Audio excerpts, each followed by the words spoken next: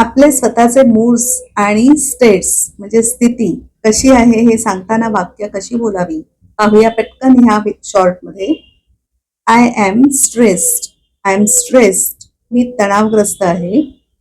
I am excited. I am excited. मी उत्साही आहे. I am loving. I am loving. मी प्रेमळ आहे. I am peaceful. I am peaceful. मी शांत आहे. I am healthy. I am healthy. मी निरोगी आहे. I am wealthy. I am wealthy. मी श्रीमंत आहे. I am wise. I am wise.